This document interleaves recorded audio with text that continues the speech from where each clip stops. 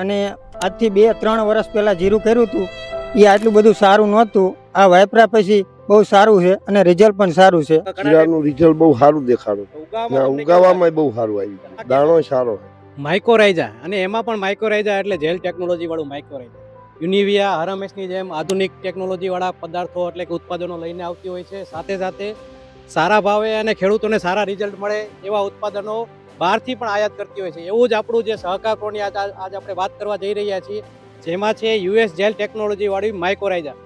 8 અલગ અલગ સ્પીસીસો સાથે સારા આઈપી અને સારા સ્કોર કાઉન્ટ સાથેનું સહકાર પ્રોનું સારા એવા રિઝલ્ટો સારા એવા અલગ અલગ પાકોમાં જોવા મળતા હોય છે. આજે આપણે એવા જ માઇકોરાઇઝા જે આપણું સહકાર પ્રો છે તેનો ઉપયોગ જીરુના પાકમાં આપણા આધુનિક ખેડૂત મિત્રએ કરેલો છે. એના જ મુખ્યથી આપણે જાણીશું કે માઇકોરાઇઝાને લીધે એમને આજ જીરુના પાકમાં શું તફાવત જોવા મળ્યો. તો આજે આપણે આવ્યા છીએ પૃથુગઢ ગામમાં અને આજે તેમના જ મુખ્યથી એટલે કે જેમણે માઇકોરાઇઝા વાપર્યું છે તેમના જ મુખ્યથી આપણે જાણીશું કે તેમને શું વાપર્યા પછી તફાવત દેખાડો, અને આના પહેલાં વર્ષો પહેલાં પણ એ લોકો જીરું વાવતા હશે તો એમાં પણ એમને શું તફાવત લાગ્યો છે. નમસ્કાર. નમસ્કાર સર. તમારું નામ, ગામ અને તાલુકો? મારું નામ ઘનશ્યામભાઈ ચતુરભાઈ કણજરિયા, ગામ પૃથુગઢ, તાલુકો ધાંગધ્રા, જિલ્લો સુરેન્દ્રનગર. તમને આ માઇકોરાઇઝા વિશેની જે સહકાર પ્રો આપણું યુનિવિયાનું છે એના વિશે માહિતી ક્યાંથી મળી અને તમે આ ક્યાંથી લઈ આવ્યા? હું અમારા જ ગામમાં શક્તિ આગ્રોમાંથી લાવ્યો, નરેન્દ્રભાઈને ત્યાંથી, અને તેમની જ ભલામણ હતી કે એકદાન વાપરો અને તેનું રિઝલ્ટ જોવો. એટલે એનું અમે વાપર્યું છે, એનું રિઝલ્ટ સારું આવ્યું. અને આજથી 2-3 વર્ષ પહેલાં જીરું કર્યું હતું એ આટલું બધું સારું નહોતું. આ વાપરા પછી બહુ સારું છે અને રિઝલ્ટ પણ સારું છે.